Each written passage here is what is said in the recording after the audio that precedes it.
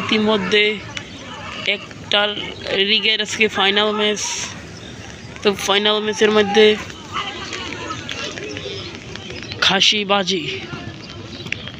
খাসিবাজি এখন বল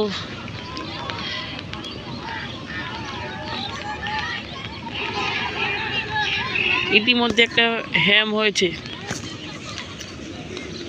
goalkeeper Hasan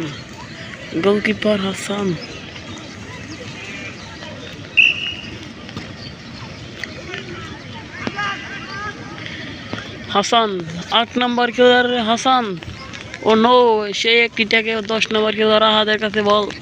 no, Hasan আরেকটি বল নিয়ে ছোট নো, আবারই বল সাদা জার্সি রিয়াল মাদ্রিদের কাছে।